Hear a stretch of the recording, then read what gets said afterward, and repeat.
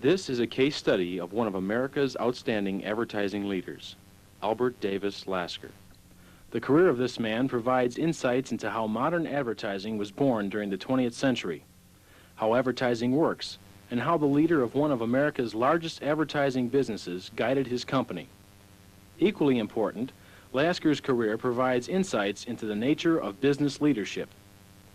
Albert D. Lasker can justifiably be called the father of modern advertising. He was born on May 1st, 1880, the son of a wealthy Galveston, Texas banker.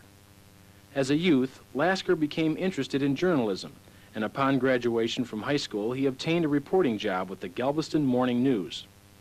However, Albert's father strongly disapproved of journalism as a career, and he somehow convinced his reluctant son to try a job with the Lord and Thomas Advertising Agency in Chicago. That was in 1898. When Albert left for the job, he had no intention of staying more than a few weeks. In fact, he remained at Lord & Thomas for 44 years. He started as an office boy at $10 a week. Before he was 40, he owned the firm and was earning $1 million a year.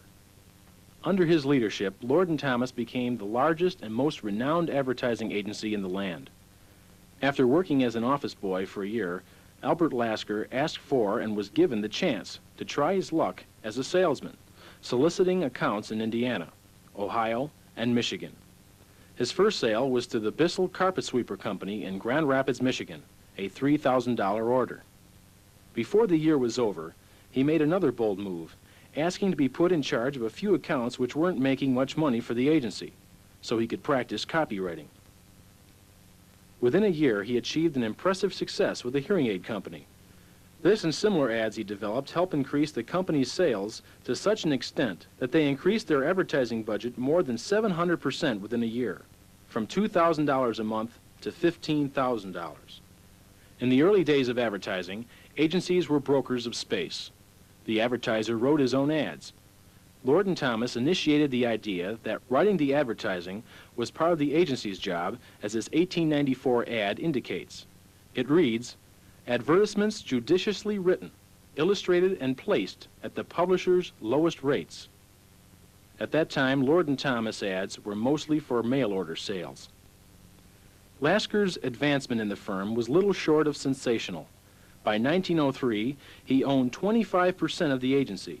His salary shot up from $10,000 a year to $52,000 a year. He was 23 years old.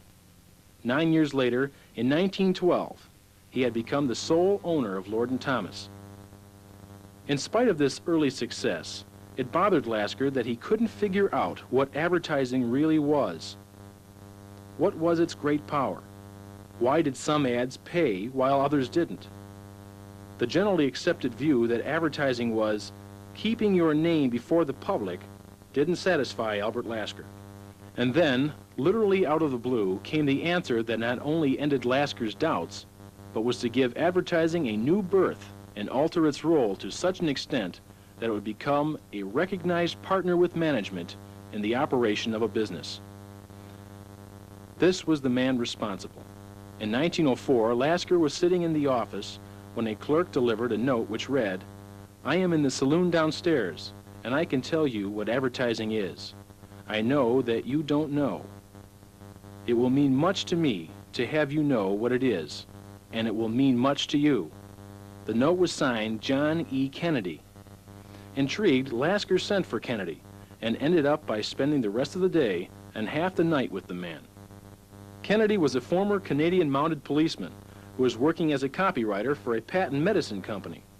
Kennedy told Lasker that the basic principle of advertising could be summed up in 3 words: salesmanship in print.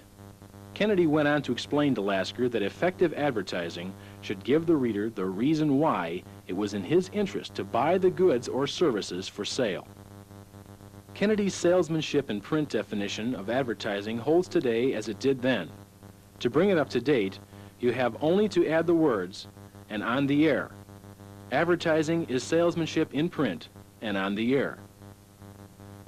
There has never been a clearer definition nor a clearer concept. In a single day, advertising as we know it was born. Albert Lasker played a key role in its birth and development. From that day on, he became a man inspired and possessed with a mission. to spread the gospel of salesmanship in print and the importance of reason why advertising. He began the crusade that was to gain him the title, the father of modern advertising. Lasker hired Kennedy on the spot at $16,000 a year, an unheard of salary for a copywriter. And as Lasker learned from Kennedy, he developed the first systematically trained copy staff in America. Lasker's emphasis on copywriting started Lord & Thomas on the road to industry leadership. Lord & Thomas pioneered advertising for several automobiles. Here is an early ad. It is persuasion at its best. It is the first of a series, each ad spotlighting one specific consumer advantage, a reason why, which the Winton automobile offered. It helped instill confidence in the mind of the consumer, the first step in making a sale. In 1907, it was Lasker's good fortune to find Claude C. Hopkins, a seasoned copywriter who, like John Kennedy, believed in reason why advertising. Lasker was to call Hopkins the greatest copywriter who ever lived and pay him as much as $185,000 a year during his 17 years with Lord & Thomas. There were a number of memorable accounts in those early years. One of the earliest was the California Fruit Growers Exchange, which later became Sunkist Growers Incorporated. At the time Lasker acquired the account, oranges were only for eating. Lasker conceived the idea of advertising orange juice instead of whole oranges. This was coupled with an emphasis on the nutritional value of orange juice. Both ideas caught on around the country, and the California growers experienced substantial growth as America's per capita consumption of oranges more than doubled over the next 28 years. Van Camp was another fascinating account. Lord & Thomas took on the task of advertising Van Camp's canned pork and beans at a time when 94% of the American housewives made their own pork and beans. Lasker's reason why advertising efforts contributed to the tremendous expansion in the use of canned foods in the United States.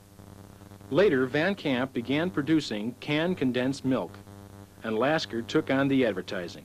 A classic feature of this campaign was the use of coupons in New York. In one day, over 1,460,000 coupons were redeemed by New Yorkers, and Van Camp was established in that market. In a very real sense, Lord & Thomas was a school for ad men. Salesmanship and print principles were soon being adopted by some of America's most renowned agencies, which were headed by men who had trained under Mr. Lasker. Several of the most successful U.S. agencies were headed by these men. Lasker used to say, "I train my men so well, I can't keep them." But he took pride in their success. Between 1918 and 1923, Lasker dropped out of active participation in business to engage in politics, and for a brief spell in baseball. The active management of Lord & Thomas was left in the hands of Claude Hopkins.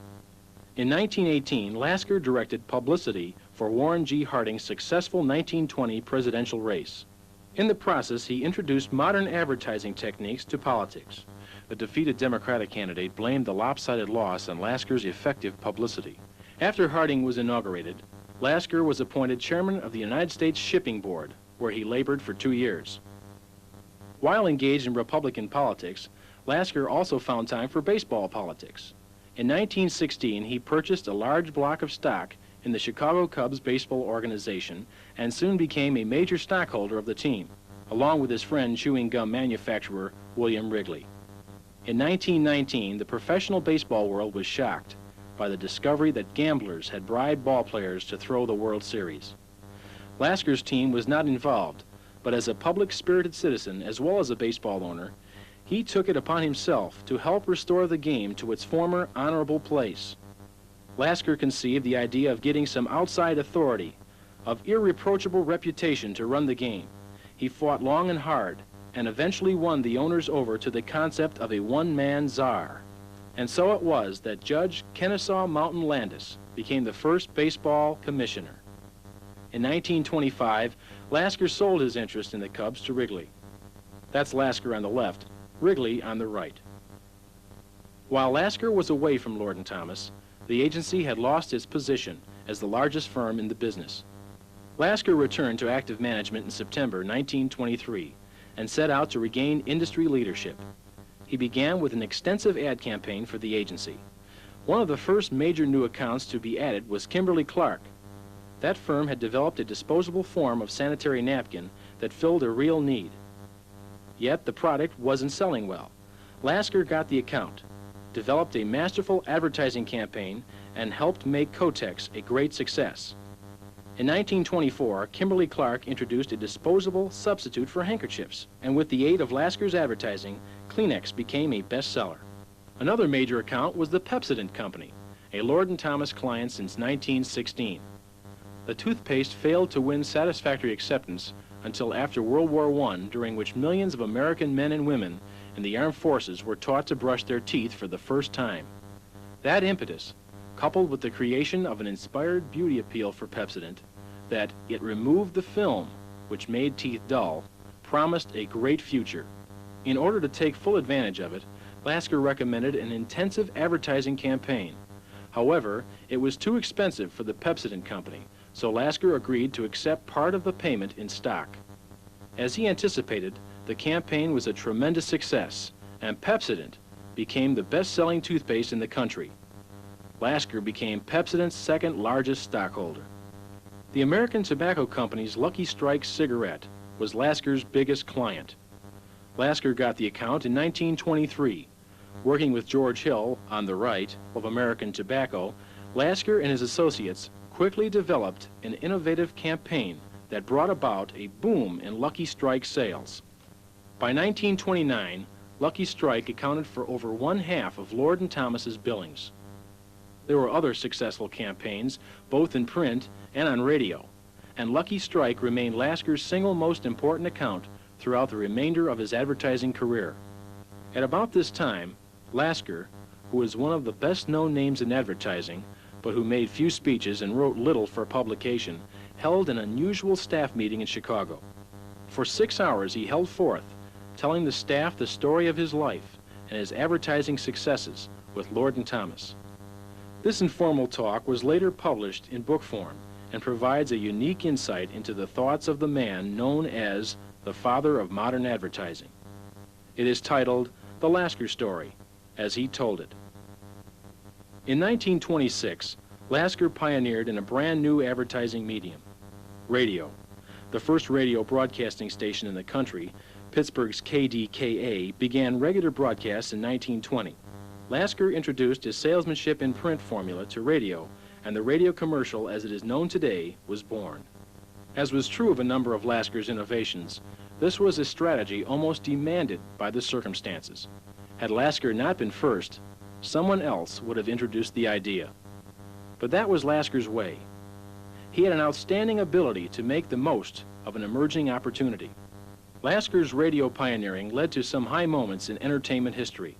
The Amos and Andy Show was put on the air by Lord & Thomas as a medium to advertise Pepsodent. Later, a struggling young comedian named Bob Hope was given a chance to do a radio show for Pepsodent. Bing Crosby and Frank Sinatra got their first national audiences through Lord & Thomas radio shows. Lord & Thomas introduced the first broadcast by the Metropolitan Opera, the first authentic police and FBI dramas, and the first chain sponsorship of football games. Lasker's firm was the largest purchaser of national radio, and for a time in the 1930s, Lord & Thomas resumed its position as the biggest ad agency in the world. In 1942, Mr. Lasker, who shunned publicity, made the headlines. He had decided to retire and dissolve Lord & Thomas, which was still earning him $1 million a year. Accordingly, Albert Lasker turned over Lord & Thomas to his 3 office managers, each an executive vice president. They were Emerson Foote in New York, Fairfax Cohn in Chicago, and Don Belding on the West Coast, thus giving birth to the advertising agency named Foote, Cohn, and Belding. It was the end of one era and the beginning of another. Albert D. Lasker was one of the first men to realize that advertising was a new and powerful force. He visualized that mass salesmanship could build giant businesses and bring about a new day in economic distribution. Having retired from business, Lasker entered into an active new life of public affairs and philanthropy.